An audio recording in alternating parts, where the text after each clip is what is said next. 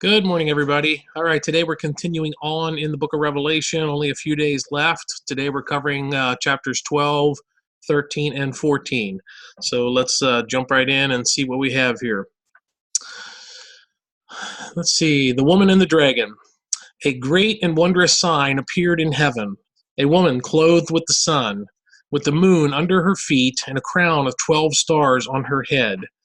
I said I'm not going to get into a whole lot of commentary and interpretation of stuff, but I remember studying this and seeing some really fascinating stuff about the position of stars and certain constellations that have certain identity and meaning. And there is a scenario, I don't remember the timing of it at all, where this truly is going to be an astrological fulfillment of this verse of scripture. And it was really fascinating to look at that. So that not having something to do with that would be pretty incredible, but I don't know enough about it to go into detail. But people who know a lot better than I do talked about that quite a bit, and it's pretty darn impressive. So anyway, moving on. Verse 2, she was pregnant and cried out in pain as she was about to give birth. Then another sign appeared in heaven, an enormous red dragon with 7 heads and 10 horns and 7 crowns on his heads. His tail swept a third of the stars out of the sky and flung them to the earth. Some people would say that's when Satan fell from heaven and took a third of the angels with him. But again, that's interpretation stuff.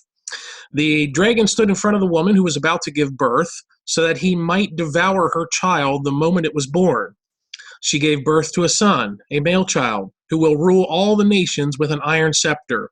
Clearly, that is Jesus, and that's a description of Jesus and Satan looking to thwart his plan and his purposes. And her child was snatched up to God and to his throne. The woman fled into the desert to a place prepared for her by God, where she might be taken care of for 1,260 days. That's another, the number is simultaneous with prophecies in Daniel, either chapter 9 or 11, I think 11, which there's a lot of crossover from Daniel to Revelation.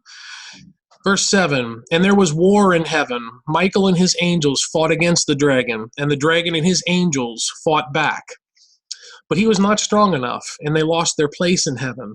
The great dragon was hurled down, that ancient serpent called the devil, or Satan, who leads the whole world astray. He was hurled to the earth, and his angels with him. Then I heard a loud voice in heaven say, now have come the salvation and the power and the kingdom of our God and the authority of his Christ. For the accuser of our brothers, who accuses them before our God day and night, has been hurled down. They overcame him by the blood of the Lamb and by the word of their testimony. They did not love their lives so much as to shrink from death. Therefore, rejoice, you heavens, and you who dwell in them. But woe to the earth and the sea, because the devil has gone down to you. He is filled with fury, because he knows that his time is short.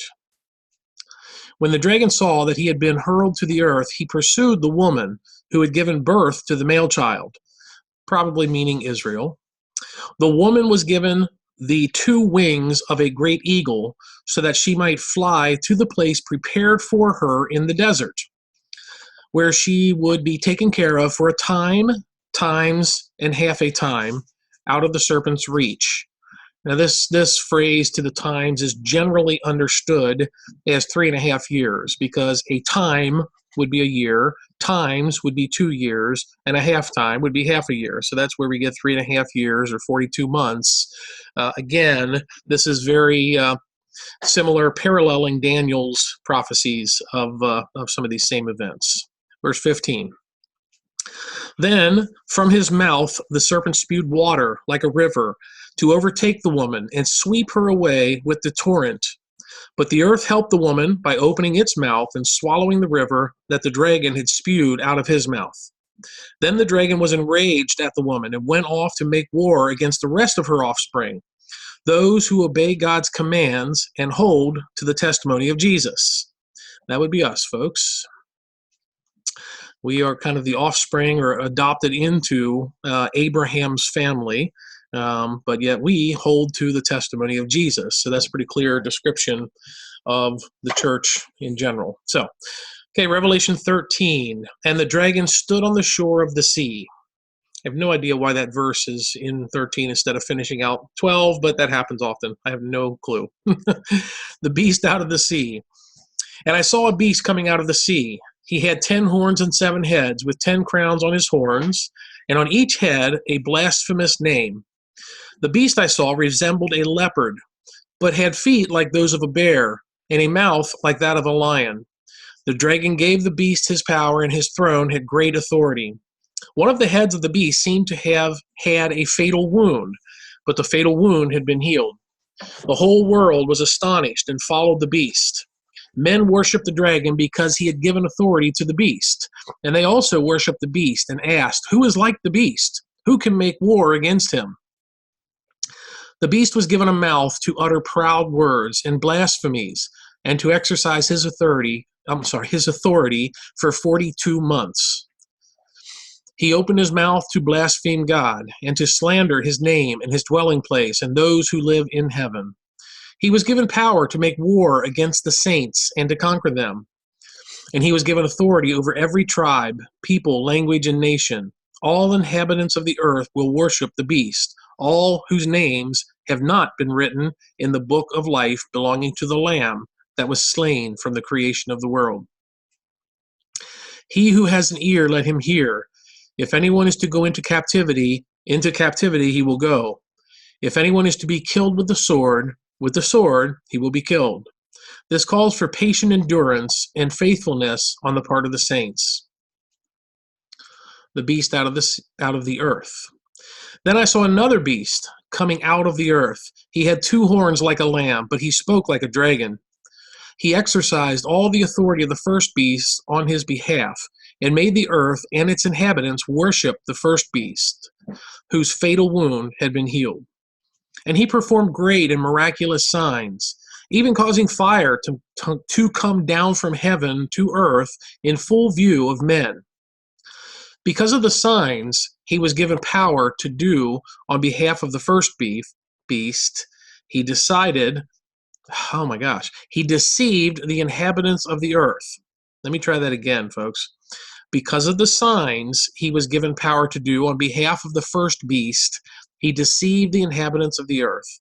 He ordered them to set up an image in honor of the beast who was wounded by the sword and yet lived. He was given power to give breath to the image of the first beast, so that it could speak and cause all who refused to worship the image to be killed. He also forced everyone, great and small, rich and poor, free and slave, to receive a mark on his right hand or on his forehead, so that no one could buy or sell unless he had the mark, which is the name of the beast or the number of his name. This calls for wisdom. If anyone has insight, let him calculate the number of the beast, for it is man's number. His number is 666. Revelation chapter 14. The Lamb and the 144,000. If you remember from 2 days ago, I talked quite a bit about the 144,000 being something special, and I don't know if I went into this then or not, but I really believe that the 144,000 represent. I don't know if that's the actual number or not, or if it's representative, but I believe that represents a number of Christians who will not be raptured, who will continue to live through the tribulation period for whatever God's purpose and mission is for this particular group of people. And the reason I say that is because back in chapter 7, when the 144,000 were marked, immediately after that, still in chapter 7, we then saw a scene of a clear description of the church at large in heaven, clearly in heaven. And now here we are in chapter 14, and the 144,000 are again referred to on earth. So the 144,000 are still on earth. So let's continue on here.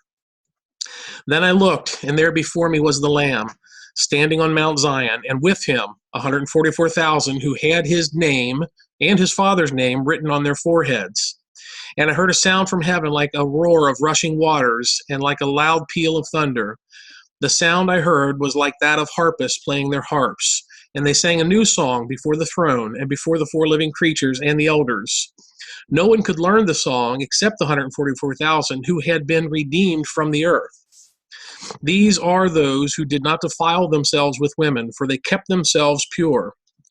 They follow the Lamb wherever he goes. They were purchased from among men and offered as firstfruits to God and the Lamb. No lie was found in their mouths. They are blameless.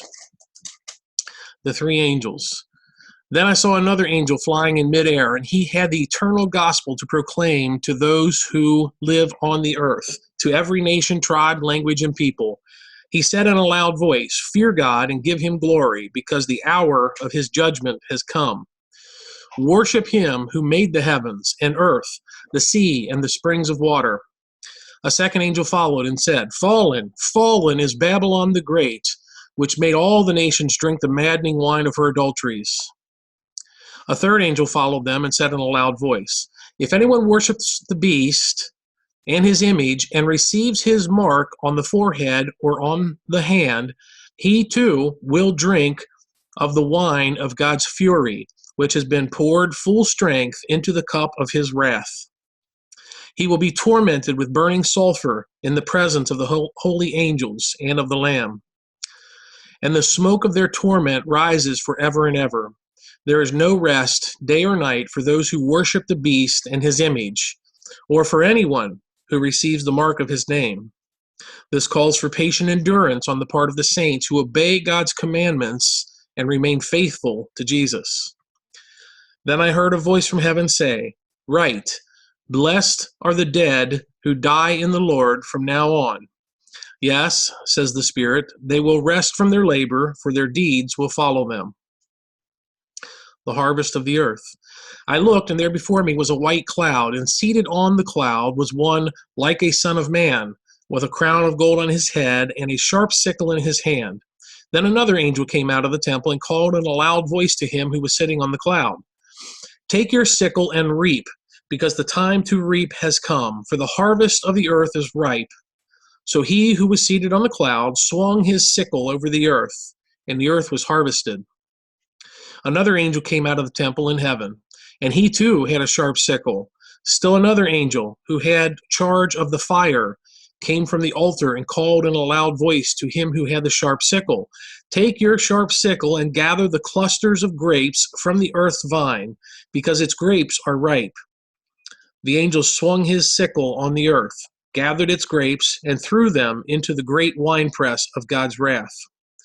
They were trampled in the winepress outside the city, and blood flowed out of the press, rising as high as the horses' bridles for a distance of 1,600 stadia. Okay, folks, that's we're getting close to the end here. There's only a few days left, so not a whole lot else to say. We're going to continue on tomorrow. I don't know if it's 2 or 3 chapters tomorrow. But anyway, thanks for listening, and I will talk to you tomorrow. So have a blessed and filled day in Jesus' name.